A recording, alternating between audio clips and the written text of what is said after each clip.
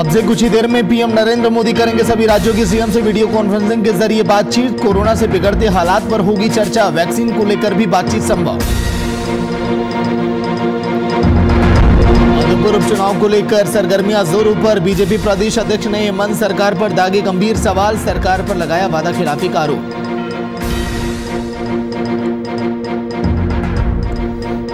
गोड्डा पहुंचे सांसद और विधायक आपस में भिड़े, ट्रेन परिचालन को लेकर हुआ था विवाद, मुद्दे को लेकर पहले भी हो चुका है ट्विटर वॉर।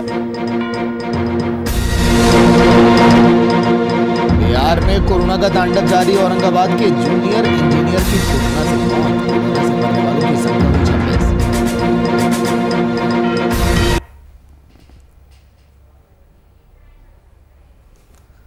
नमस्कार, वीआईपी न्यूज आप देख रहे हैं, मैं आपके साथ सागर मिश्रा। आज शाम 6:30 बजे कोरोना महामारी को लेकर पीएम नरेंद्र मोदी सभी राज्यों के सीएम से वीडियो कॉन्फ्रेंसिंग के जरिए बातचीत करेंगे। कोरोना से बिगड़ते हालात पर चर्चा करेंगे, वहीं वैक्सीन को लेकर भी बातचीत की जाएगी। पीएम नरेंद्र मोदी अब से कुछ ही देर में 6:30 का वो वक्त होगा जब शुरुआत होगी सभी राज्यों के मुख्यमंत्री से बातचीत की। आगे का रोड मैप तैयार किया जाएगा, लेकिन कुछ बड़ी बातें भी हैं क्योंकि पीएम मोदी की बैठक में ममता बनर्जी शामिल नहीं होंगी। शाम 6:30 बजे सभी राज्यों के सीएम से कोरोना पर चर्चा करेंगे पीएम नरेंद्र मोदी, लेकिन वैक्सीनेशन पर भी चर्चाएं संभव ये कहा जा रहा है। 2 दिन पहले पीएम मोदी ने कोरोना के हालात पर रिव्यू मीटिंग की थी। इसके बाद अधिकारियों को कोरोना वायरस का संक्रमण रोकने के लिए सख्त कदम उठाने के निर्देश भी दिए थे। संवाददाता राखी लांबा फोन लाइन पर। राखी, अब से कुछ ही देर में पीएम नरेंद्र मोदी सभी राज्यों के मुख्यमंत्री से चर्चा करेंगे। कोरोना से बिगड़ते हालात पर क्या संभव है इसमें? राखी, क्या बातचीत हो सकती है? देखिए सागर, जिस तरीके से देश में कोरोना की स्थिति लगातार बेकाबू होती जा रही है, उसको लेकर जो पीएम है वो बिल्कुल सजग नजर आ रहे हैं और इसी को लेकर आज सभी राज्यों के मुख्यमंत्रियों के साथ एक अहम बैठक करेंगे। और जहां तक आंकड़ों की अगर हम बात करें तो सिर्फ बुधवार के दिन ही कोविड-19 से अब तक के सबसे ज्यादा मामले यानी कि 1.15 लाख मामले सामने आए हैं और 630 लोगों की मौत हो गई है। और ये आंकड़े काफी चिंताजनक है और कोरोना की बिगड़ती हुई हालातों को देखते हुए कई राज्यों में फिलहाल नाइट कर्फ्यू भी लगा दिया गया है। और इसी बीच आज पीएम नरेंद्र मोदी सभी राज्यों के मुख्यमंत्रियों से शाम करीब 6:30 बजे वीडियो कॉन्फ्रेंसिंग के जरिए बात करेंगे। और वीडियो कॉन्फ्रेंसिंग में इस बैठक में कयास लगाए जा रहे हैं कि जो बंगाल की सीएम है ममता बनर्जी वो शामिल नहीं होगी, उनकी जगह पर राज्य के मुख्य सचिव है जो वो इस बैठक में शामिल होंगे। और इसी के साथ अगर हम बात करें कि इस बैठक में किन किन मुद्दों पर बातचीत की जा सकती है, तो वहीं बताया जा रहा है कि वैक्सीन को लेकर केंद्र सरकार और कई राज्यों की जो सरकारें हैं उनमें तकरार दिखाई दे रही है। तो बताया ये भी जा रहा है कि महाराष्ट्र के सीएम है जो वो पीएम मोदी के सामने अपनी 4 प्रमुख मांगे रख सकते हैं कि हर रोज 6 लाख से ज्यादा वैक्सीन की डोज दी जाए और इसके साथ ही जो बढ़ती कीमत है वैक्सीन की उस पर नियंत्रण लगाया जाए। इसी के साथ ऑक्सीजन की सप्लाई पड़ोसी राज्यों से बढ़ाई जाए। और यहाँ उन्होंने ये भी मांग कर सकते हैं कि जो खराब पड़े हुए वेंटिलेटर हैं उनके लिए राज्य को तकनीकी मदद दी जाए। जी सागर। लेकिन राखी, वैक्सीनेशन पर भी चर्चा संभव है क्योंकि कई राज्य ये कह रहे हैं कि केंद्र की तरफ से मदद नहीं मिल रही है वैक्सीन को लेकर। जी सागर, यहाँ ये बता दें कि महाराष्ट्र ने वैक्सीन की कमी को लेकर भी शिकायत की है। इसके साथ ही इसकी क्षमता को लेकर भी सवाल उठाए हैं। केंद्रीय स्वास्थ्य मंत्री डॉक्टर हर्षवर्धन ने महाराष्ट्र के लिए कहा कि वहां की सरकार अपनी नाकामियों को छिपाने के लिए अब केंद्र सरकार पर आरोप लगा रही है। तो चर्चा इसमें ये भी की जा सकती है। और इसके साथ ही यहाँ दिल्ली सरकार को पत्र लिखकर वैक्सीनेशन बढ़ाने की भी यहाँ स्वास्थ्य मंत्रालय ने मांग की थी। और इन सभी को लेकर इस बैठक में अहम चर्चा की जा सकती है। जी सागर। चलिए, शुक्रिया राघे पूरी जानकारी के लिए।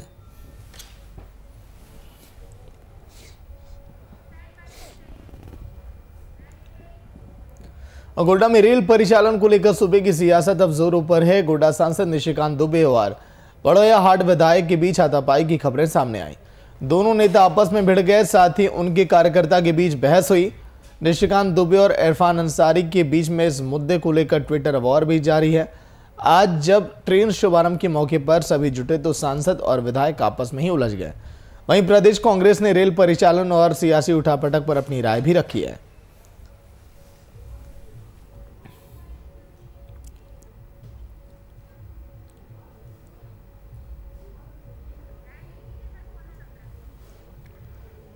आपस में ही भिड़ गए कार्यकर्ता। गोड्डा सांसद विधायक के बीच ये झड़प रेल परिचालन को लेकर ये सियासत। अभिनव कुमार फोन लाइन पर पूरी जानकारी के साथ। अभिनव, क्या वजह रही जिस तरह से सांसद और विधायक आपस में भिड़ गए? अभिनव, देखिए, सांसद और विधायक आपस में भिड़ गए और खबरें भी आ रही। दरअसल ये है कि रेल की जो राजनीति है आखिरकार वो हाथापाई तक पहुंची गई और गोड्डा स्टेशन से कहे तो गुरुवार को हमसफर एक्सप्रेस की शुरुआत होनी थी, जिसे लेकर यूपीए और बीजेपी आमने सामने थी और ट्रेन खोलने का क्रेडिट बीजेपी सांसद जो है निशिकांत दुबे बार बार ले रहे थे और केंद्रीय रेल मंत्री को गोड्डा आकर ट्रेन का शुभारंभ करना भी था, लेकिन गोड्डा डीसी की तरफ से जो कोविड गाइडलाइन का हवाला देते हुए किसी तरह के आयोजन पर रोक लगा दी गई और कार्यक्रम यह तय हुआ था कि केंद्रीय मंत्री और मुख्यमंत्री हेमंत सोरेन ऑनलाइन उद्घाटन करेंगे। स्टेशन पर मंत्री चंपई सोरेन और जो जानकारी मिल रही है स्थानीय विधायकगण और सांसद निशिकांत दुबे की मौजूदगी वहां पर रहने की बात कही गई थी, लेकिन ऐसा कुछ भी नहीं हुआ और यूपीए की तरफ से जो है मंत्री चंपई सोरेन, कांग्रेस विधायक प्रदीप यादव और विदिका पांडे सिंह समर्थक के साथ गोड्डा स्टेशन पहुंचे। वहां प्रदीप यादव और निशिकांत के बीच हाथापाई की नौबत आ गई। दरअसल राज्य सरकार के तीनों विधायकों के जो समर्थक हैं वो गोड्डा पहुंचते ही नारेबाजी करने लगे। इसी बीच जो है निशिकांत दुबे और प्रदीप यादव के बीच जो कहासुनी होगी, जिसके बाद हाथापाई तक की नौबत आ गई। तो स्थिति यही है कि कह सकते हैं कि होड़ नाम वहां पर होड़ लेने की मची हुई थी कि उद्घाटन कौन करेगा और यही वजह रही कि जो बीजेपी के सांसद है निशिकांत दुबे और पड़ोया से विधायक है प्रदीप यादव, दोनों के बीच जो है जमकर हाथापाई हुई और कार्यकर्ता भी आपस में भिड़ गए। इससे पहले भी देखेंगे कि निशिकांत दुबे का जो है ट्विटर वार चल रहा था इरफान अंसारी के साथ इसी मुद्दे को लेकर। तो कहा जा सकता है कि जो शुरुआत होने वाली थी आज गोड्डा रेल परियोजना की, उसमें कहीं ना कहीं आप देखिए क्या स्थिति पर आ गई और राजनीति में इसमें देखने को मिली और हाथापाई की नौबत वहां पर आ गई। जी चलिए, शुक्रिया अभिनव पूरी जानकारी के लिए।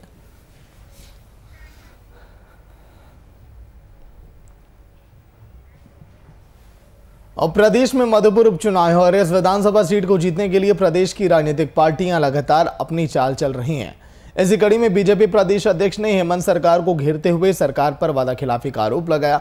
उन्होंने कई मुद्दों को लेकर सरकार को घेरा है और सरकार के खिलाफ आंदोलन कर रहे अलग अलग क्षेत्रों के लोगों से मधुपुर उपचुनाव में बीजेपी को वोट देने की अपील भी की है।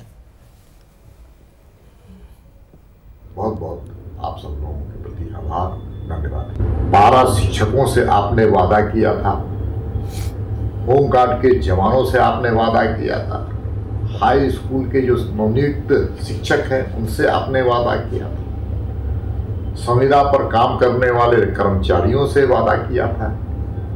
वादे की बात आपको हम ध्यान में इसलिए दिला रहे हैं कि काठ की हाड़ी एक बार चढ़ती है, बार बार नहीं चढ़ती है। मुख्यमंत्री जी, मैं आग्रह, निवेदन और करबद्ध प्रार्थना करना चाहता हूं पंचायत सचिव के अभ्यर्थियों से, 12 शिक्षकों से, होमगार्ड के जवानों से, हाई स्कूल के शिक्षकों से एवं संविदा पर काम करने वाले लोगों पर, जिन पर आज आफत आई हुई है और आफत इसलिए आई हुई है कि ये सरकार निकम्मी सरकार है। इसलिए मधुपुर में उपचुनाव हो रहा है 17 अप्रैल को।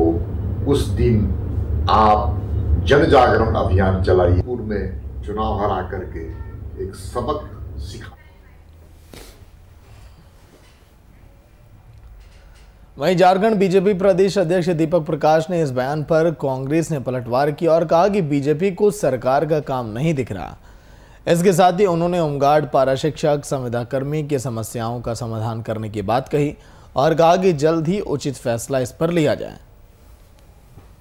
मिर्जा गालिब का एक शेर है कि तू कहीं भी रहे इल्जाम तेरे सर पे तो है, लेकिन तेरे हाथों की लकीरों में मेरा नाम तो है।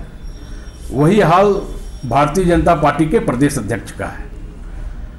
भारतीय जनता पार्टी के प्रदेश अध्यक्ष को शायद पूर्ववर्ती सरकार के द्वारा किए गए तेजस्वी काम याद नहीं आ रही है कि किस प्रकार रघुवर दास के नेतृत्व वाली भारतीय जनता पार्टी की सरकार पारा शिक्षकों को, गर्भवती महिलाओं को इसी मोराबादी मैदान में लाठी से पीटने का काम किया है।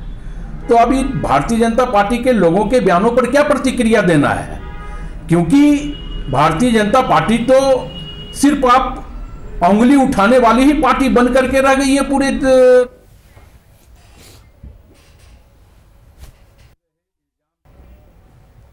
बिहार के मधुबनी जिले में होली के दिन नरसंहार में 5 लोगों की जान चली गई थी, जिसे लेकर बिहार में राजनीति अब चरम पर है।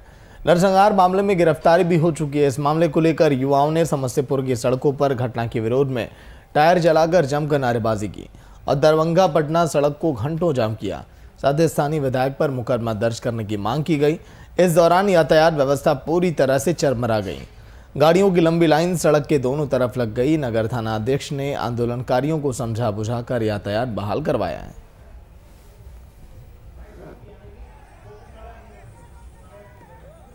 जो बेनीपट्टी में सामूहिक नरसंहार हुआ, इसमें कि 6 निर्दोष लोग मारे गए हैं, उनके सम्मान में हम लोग आज समस्तीपुर बंद किए हैं और हम लोगों की मांग है कि हत्यारे को कम से कम फांसी की सजा।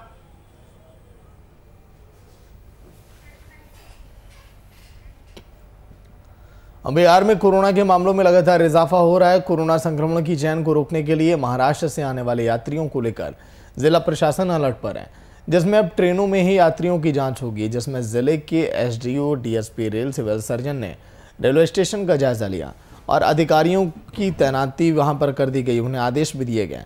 कोविड-19 की एंटीजन जांच कराए जाने के बाद ही स्टेशन के बाहर उन्हें आने दिया जाएगा, जिसे लेकर तैयारियां फिलहाल अब पूरी कर ली गई हैं। पर नहीं चढ़िए।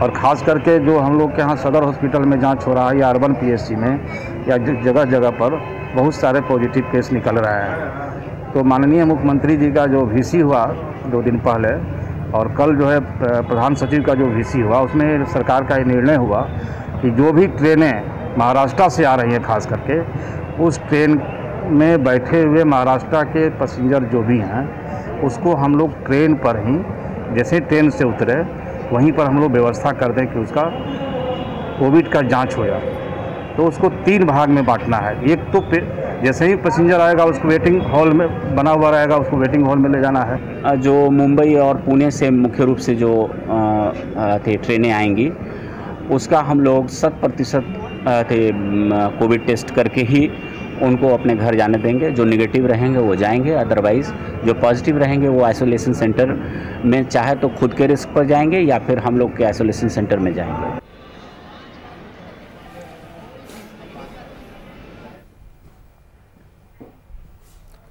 और अब खबर औरंगाबाद से, जहां सिंचाई विभाग में काम करने वाले जूनियर इंजीनियर की निजी अस्पताल में कोरोना से मौत हो गई, जिसके बाद इंजीनियर का शव गांव लाया गया, जहां कोविड-19 गाइडलाइन के मुताबिक अंतिम संस्कार किया गया। इसके साथ ही जिले में कोरोना से मरने वालों की संख्या 26 हो गई। प्रशासन ने आपात हालात से निपटने के लिए युद्ध स्तर पर तैयारी शुरू कर दी। जिले में कोरोना के 22 पॉजिटिव मरीज मिले हैं।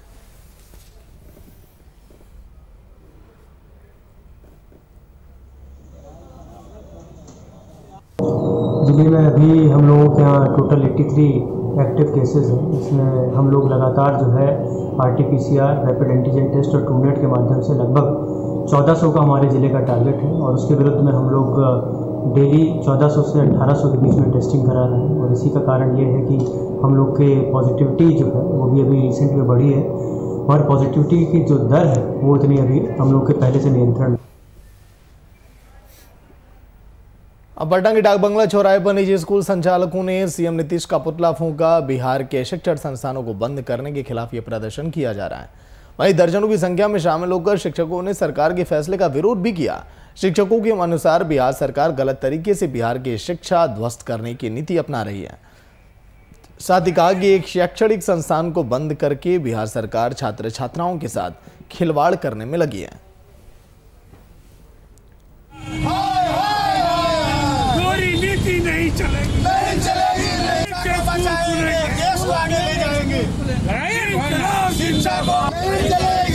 आज छात्र हित में, शिक्षा के हित में, स्कूल खोलने के हित में आज पुतला दहन का कार्यक्रम किया गया। एक तरफ सरकार लंबी लंबी रैली करती है, मॉल खुला है, स्कूल खुला है, ये डाक बंगला चौराहे पर आज हम लोग पुतला दहन का कार्यक्रम किया है।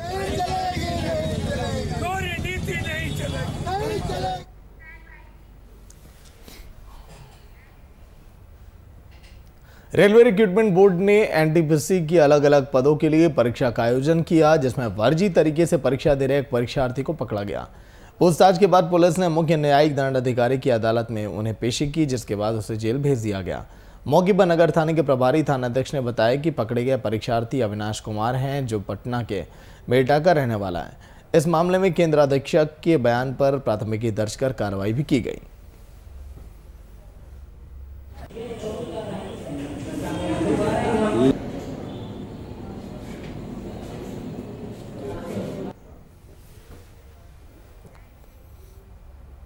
सीवान में अपराधियों ने सरायोपी क्षेत्र के मखदुमपुर में एक युवक की गोली मारकर उसे घायल कर दिया, जिसके बाद आनन फानन में उसे हॉस्पिटल में एडमिट किया गया। वहीं गोली मारने की वजह अभी तक स्पष्ट नहीं हो सकी। सूत्रों के मुताबिक गोली मारने वाला घायल का दोस्त है। आशंका जताई जा रही है कि किसी चीज की लेन देन को लेकर गोली मारी गई। फिलहाल पुलिस अब मामले की जांच में जुटी है।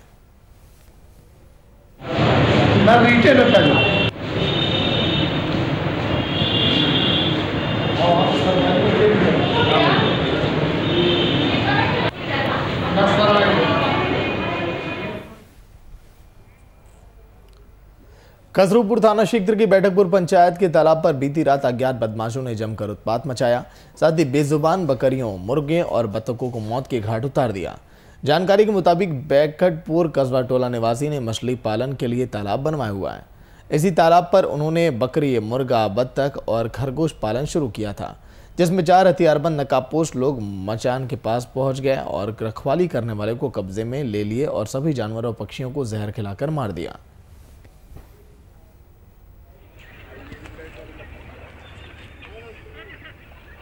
हाँ सर, बताइए कि आपको क्या क्या खेती कर रहे थे, क्या घटना हुई? 35 साल मुंबई में रहने के बाद यहाँ आए थे, सोच रहे थे कि कुछ अपना करें। बिहार में आते ही हम लोग यहाँ पे अपने ज़मीन पे तालाब खुदवाए थे। अभी 2-3 महीना पहले बत्तख पालन, मुर्गी पालन, बकरी पालन, खरगोश पालन, बटेर पालन, मछली पालन तो था ही। लेकिन कल रात को 4 लोग पिस्तौल के साथ आए, जो यहाँ सोते थे हमारे तालाब पे, जो रात में सोते थे, उनको बंधक बना के।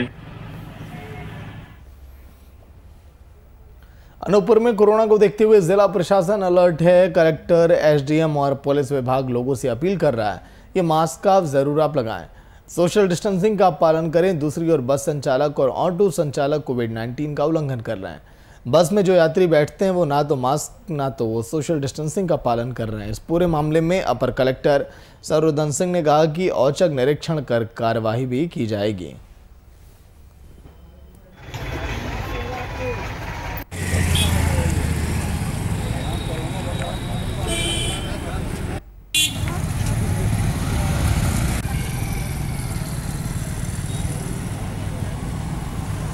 सभी अनूपपुर निवासियों से आग्रह करता हूं कि एक बार फिर से ज़िले में कोरोना के केसेस बढ़ने लगे हैं, इसलिए आप सभी से मेरा अनुरोध है कि आप सब जब भी घर से बाहर निकलें तो मास्क लगाकर निकलें।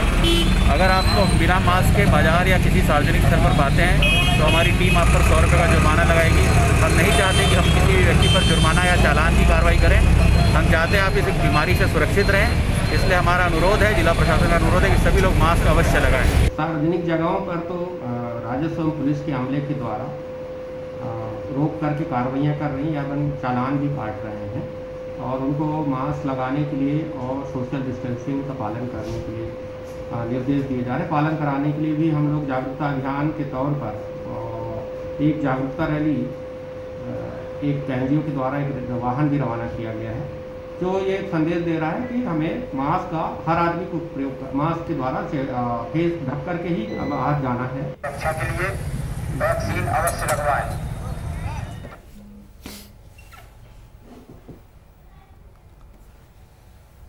नियामुद्दीन अली फोन लाइन पर पूरी जानकारी के साथ। अली, बसों में भी सोशल डिस्टेंसिंग का पालन नहीं हो रहा है। अनूपपुर में जिस तरह से देखा जा रहा है, तस्वीरें जो आप भेजे हैं, लेकिन प्रशासन इस पर इतना ढिलाई क्यों बरत रहा है?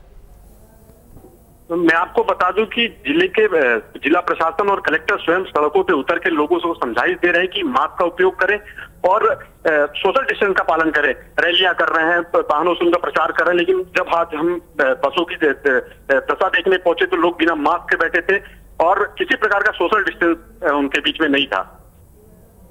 लेकिन आखिर ये लापरवाही लोग क्यों कर रहे हैं? जब गाइडलाइनें जारी की गई हैं, क्या खुद लोग बेपरवाह हैं? यही बड़ी वजह है कि बिहार में लगातार मामले बढ़ते चले जा रहे हैं। अनूपपुर में भी हालात ऐसे ही हैं।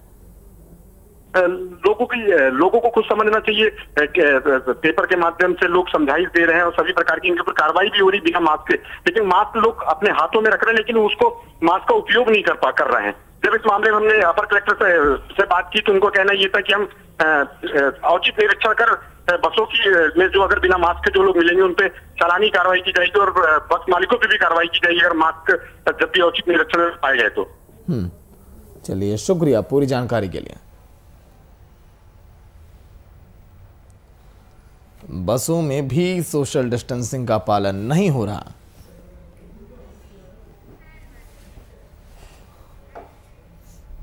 और कोरोना के बढ़ते आंकड़ों को देखते हुए यूपी के शाहजहांपुर में भी डीएमएसपी ने चेकिंग अभियान चलाया। इस दौरान जिलाधिकारी ने बताया कि आज जनपद में 33 कोविड-19 के मरीज सामने आए। कोविड-19 को लेकर सभी जरूरी सावधानियां बरती जा रही है और जहां पर संक्रमण की आशंका है वहां पर सैंपलिंग कराई जा रही है। खासतौर से बाहर से आने वाले लोगों की सैंपलिंग की जा रही है। इसी को लेकर पुलिस और प्रशासनिक अधिकारियों ने कई इलाकों में गश्त भी किया है।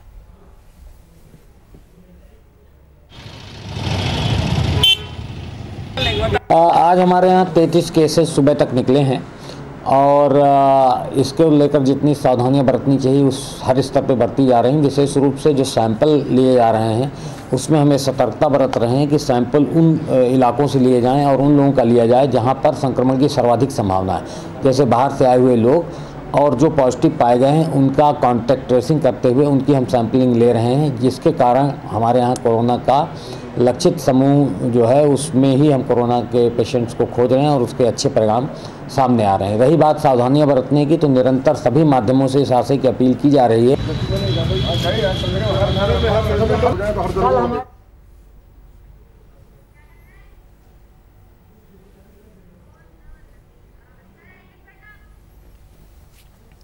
जिले में 33 कोरोना पॉजिटिव मरीज मिले हैं शाहजहांपुर में। देखिए किस तरह से पुलिस अब मुस्तैद है। जो लोग मास्क नहीं लगा रहे हैं तुरंत उन पर डंडे बरसाए जा रहे हैं, या तो उनको सिखाया जा रहा है या तो फाइन लिया जा रहा है उनसे। देखिए एक गाड़ी पर 3 लोग अभी बैठकर जा रहे थे, लेकिन पुलिस ने कहा पहले मास्क आप लगाइए, चालान तो बाद में काटेंगे। शाहजहांपुर की ये तस्वीर, बाहर से आने वाले लोगों की जांच की जा रही है। देखिए तमाम ऐसे लोग हैं, ये भाई साहब पढ़े लिखे लग रहे हैं लेकिन इन्होंने भी मास्क नहीं लगाया। नहीं कि पेट्रोल पंप पर भी जब पुलिस की टीम पहुंची वहां पर भी लोग ऐसे ही खड़े हैं। तमाम ऐसे लोग, रिक्शा चालक। मोहम्मद शान संवाददाता फोन लाइन पर। मोहम्मद, लगातार मामले बढ़ते चले जा रहे हैं, लेकिन क्या पुलिस के समझाने पर ही लोग मास्क पहनेंगे जो तस्वीरों में हम देख रहे हैं? दरअसल शाहजहांपुर मामला शाहजहांपुर जिले का है। ये लगातार कल भी जिलाधिकारी और एसपी के द्वारा जो है मीटिंग की गई थी। उसमें ये साफ तौर पे उन्होंने कहा था कि जितने भी दुकानदार हैं या लोग हैं बगैर मास्क के ना निकले, मगर यहाँ पर जनता जो है वो जागरूक नहीं है और उसको लेकर कहीं ना कहीं खतरा साबित हो रहा है। इसी को लेकर डीएम और एसपी ने खुद आज मोर्चा संभाला, जिसके बाद उन्होंने पहले तो थाने में जो सिपाही या पुलिसकर्मी है उनको जो है दिशा निर्देश दिया और मास्क लगाने की और जो दूरी है मेंटेन रखने के लिए उन्होंने जो है निर्देश दिए। उसके बाद में पुलिस में कप्तान के द्वारा जो है चेकिंग कराई गई, जहां पर मास्क वगैरह बांटे गए और दिए गए और हिदायत दी गई अगर नहीं पालन करा जाएगा तो 500 रुपए का जुर्माना भी लगाया जाएगा उनके द्वारा। इस तरीके का पूरी प्रक्रिया दिन भर चलती रही शाहजहांपुर में। जी, लेकिन राम सवाल यह है कि जब योगी सरकार इतनी सख्त है, पुलिसकर्मी इतने सख्त हैं, इसके बावजूद भी लोग निकल रहे हैं सड़कों पर बिना मास्क के, लोग गाइडलाइंस का पालन नहीं कर रहे हैं। क्या कहीं पर कड़ाई में चूक हो रही है क्या? अभी कड़ाई में सर, जैसे कि अब ऐसे मान के चलिए जैसे अभी जिला प्रशासन को यहाँ से कुछ मशीनें जो है उनके द्वारा जो है जो यहाँ के समाज सेवी हैं उनको दिलाई गई थी मास्क सैनिटाइज की और उसकी मास्क की मजीद ताकि सैनिटाइज करके आदमी जो है करा जाए। उसके बाद में भी यहाँ जब जिला प्रशासन जब नीचे से ऊपर शक्ति होती तब यहाँ पर जाके तो उसका आदेश का पालन किया जाता है, वरना जैसा चल रहा है वैसे ही चल रहा है। ये मामला है यहाँ शाहजहांपुर का। चलिए, शुक्रिया पूरी जानकारी के लिए। और यूपी की रायबरेली में पुलिस अब बेलगाम हो गई है। ताजा मामला शहर के मेल एरिया थाना क्षेत्र के मलिक मऊ मोहल्ले का है, जहां एक महिला से अपराधी लूटपाट कर फरार हो गया है। मामले की सूचना पुलिस को देने पर पुलिस ने सूचना देने वाले बीजेपी के नगर अध्यक्ष को ही हिरासत में ले लिया। इसकी सूचना जैसे ही बीजेपी को मिली वो थाने पहुंची और धरने पर बैठ गई। मामले की सूचना जैसे ही एसपी को मिली तो उन्होंने एसएसपी को मामले की जांच के लिए भेजा। साथ ही कहा कि जो भी दोषी होगा उसके खिलाफ कार्रवाई की जाएगी।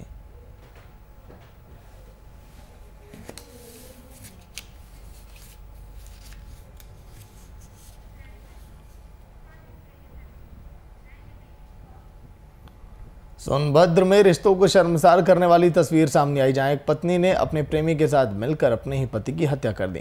मामला वैनी थाना रायपुर का है, जहां 29 मार्च को युवक की गला काटकर हत्या कर दी गई थी। एसओजी टीम और पुलिस की संयुक्त कार्रवाई में मुखबिर की सूचना पर दोनों को पन्नूगंज थाना क्षेत्र से गिरफ्तार किया गया। इनके पास से हत्या में इस्तेमाल कुल्हाड़ी, एक मोटरसाइकिल और 2 मोबाइल भी बरामद किए गए।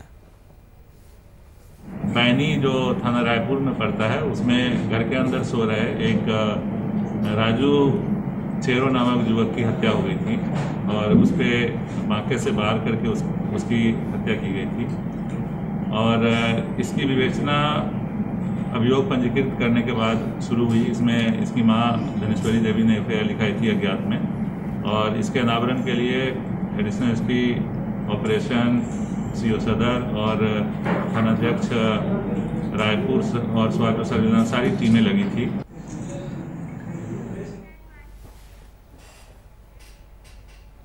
चलिए